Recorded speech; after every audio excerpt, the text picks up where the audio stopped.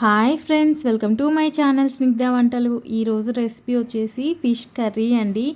ఇదైతే నా రెసిపీ కాదు, ఇదైతే మా నాన్న రెసిపీ. ఆయన చాలా బాగా చేసేవారు. ఈ కర్రీ మాత్రం మాకైతే చాలా ఇష్టం. నేను ఎప్పుడు ఊరెళ్ళినా ఇలా ఫిష్ తెచ్చేసి ఇలా వండేవారండి. మాకేమో పులుసు వేసి వండితే నచ్చేదండి, కానీ ఒకసారి మా నాన్న ఇలా వండారు. తర్వాత ఇక ఈ కర్రీకి మేము ఫ్యాన్ అయిపోయాం. చాలా టేస్టీగా ఉంటుంది. ఈ కర్రీ అని కాదండి, చికెన్ ఫ్రై చేసినా కూడా చాలా క్విక్గా అండ్ టేస్టీగా చేసేవారు. అలా ఎంత ట్రై చేసినా నాకైతే ఆ టేస్ట్ రాదండి. చాలా బాగా చేసేవారు. ఫిష్ కర్రీ మాత్రం చింతపండు పులుసు లేకుండా టొమాటో మాత్రమే వేసి చేసుకుంటారండి. చాలా టేస్టీగా ఉంటుంది. మనం ముందుగా ఫిష్ని అయితే ఫ్రై చేసేసుకోవాలండి ఈ కర్రీ కోసం. అలా ఫ్రై చేసుకొని ఈ కర్రీ చేసుకోవడం వల్ల టేస్ట్ అనేది చాలా బాగుంటుంది. పిల్లలు కూడా ఇష్టంగా తింటారండి. నీచు వాసన కూడా రాకుండా ఉంటుంది. చాలా టేస్టీగా ఉంటుంది ఫిష్ కర్రీ. ఈ రెసిపీలోకి అయితే వెళ్ళిపోదాం. నేనైతే కేజీ వరకు ఫిష్ తీసుకున్నాను. ఇలా తీసుకున్న ఫిష్లోకి సాల్ట్ అలాగే నిమ్మరసం వేసి ఒక 2-3 సార్లు బాగా వాష్ చేసేసుకోండి. ఇప్పుడు ఇందులోనే 1.5 టేబుల్ స్పూన్ వరకు ఫ్రెష్ అల్లం వెల్లుల్లి పేస్ట్ అయితే వేసేసుకోవాలి. ఇలా అల్లం వెల్లుల్లి పేస్ట్ వేసేసుకున్న తర్వాత ఇప్పుడు ఇందులోనే మనం కారాన్ని అయితే వేసేసుకోవాలండి. 1.5 టేబుల్ స్పూన్ వరకు కారాన్ని వేసేసుకోండి. అలాగే ఒక 1/2 టీ స్పూన్ వరకు ఉప్పును కూడా వేసేసుకోండి. ఇలా ఉప్పు వేసేసుకున్న తర్వాత ఇప్పుడు ఇందులోనే 1/2 టీ స్పూన్ వరకు గరం మసాలాను వేసేసుకోండి. అలాగే ఒక 1 టేబుల్ స్పూన్ వరకు ఆయిల్ని కూడా వేసేసుకోవాలి. ఇలా ఆయిల్ వేసేసుకున్న తర్వాత మనం వేసుకున్న కారం ఉప్పు అంతా ఫిష్కి పట్టేలాగా బాగా కలిపేసుకోండి. ఇలా కలిపి పెట్టేసుకొని ఒక 10 నిమిషాల పాటు పక్కకు పెట్టేసుకోండి. ఇలా ఇది ఫిష్ అనేది 10 నిమిషాలు పక్కకు పెట్టేసుకుంటే మనం వేసుకున్న కారం అంతా ఫిష్కి పట్టేస్తుంది చక్కగా. ఇప్పుడు ప్యాన్ పెట్టేసుకొని డీప్ ఫ్రైకి సరిపడా ఆయిల్ని అయితే వేసేసుకోవాలి. ఇలా ఆయిల్ వేసేసుకున్న తర్వాత మనం ముందుగా మ్యారినేట్ చేసి పెట్టుకున్న ఫిష్ని అయితే ఆయిల్లోకి వేసేసుకోండి.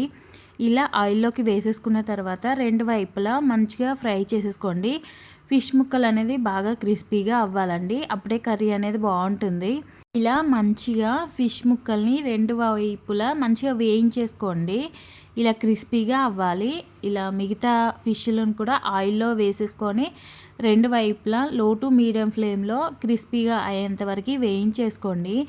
మనకి ఇలా వేయించేసుకోవడం వల్ల లోపల ముళ్ళులు ఉన్నా కూడా తినేటప్పుడు అంత ఇబ్బంది ఏముండదండి. పిల్లలు కూడా ఇష్టంగా తింటారు ఇలా వేయించుకోవడం వల్ల.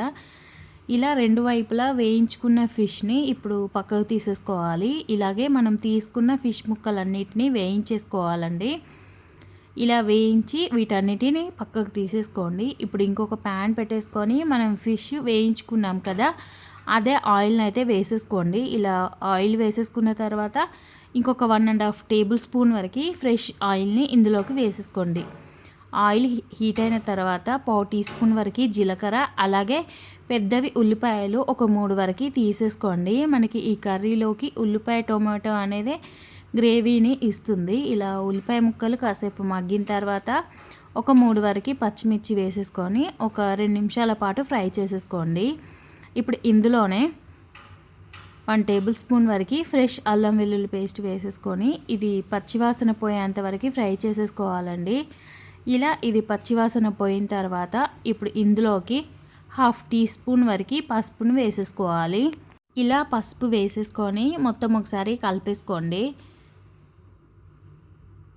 ఇవి ఒక 2 నిమిషాల పాటు కుక్ చేసేసుకోండి. ఉల్లిపాయ ముక్కలు అనేది కాసేపు మగ్గుతాయి మనం పసుపు వేసేసుకున్న తర్వాత. అలాగే ఇప్పుడు టొమాటో ముక్కలు వేసేసుకోవాలి. ఒక పెద్ద సైజులో ఉన్నవి 3 టొమాటోలు తీసేసుకొని ఇలా పొడుగుగా కట్ చేసేసుకోండి. ఇలా కట్ చేసుకున్న టొమాటోల్ని వేసేసుకోవాలి. ఇలా టొమాటో ముక్కలు వేసేసుకున్న తర్వాత ఒక 2-3 నిమిషాల పాటు ఇలా కలిపేసుకుంటూ కుక్ చేసేసుకోండి. ఇప్పుడు ఇందులోనే మనం రుచికి సరిపడా ఉప్పునైతే వేసేసుకోండి. ఇలా ఉప్పు వేయడం వల్ల టొమాటో ముక్కలు అనేది తొందరగా మగ్గుతాయి. ఇలా ఉప్పు వేసేసుకొని మొత్తం ఒకసారి కలిపేసుకొని మూత పెట్టేసుకొని టొమాటో ముక్కలు అనేది సాఫ్ట్ అయ్యేంత వరకు కుక్ చేసేసుకోండి.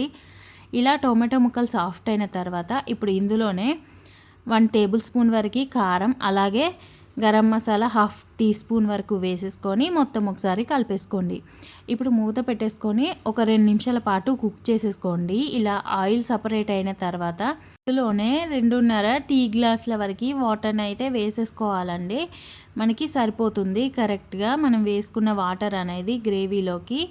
ఇలా మొత్తం ఒకసారి కలిపేసుకొని మనం ఫ్రై చేసి పెట్టుకున్న ఫిష్ ముక్కలన్నిటిని ఈ కర్రీలోకి వేసేసుకోండి. ఇలా వేసేసుకొని ఒక 10 నిమిషాల పాటు లో ఫ్లేమ్లో కుక్ చేసేసుకోండి. మనకి 10 నిమిషాలకి కర్రీ అయితే రెడీ అయిపోతుంది.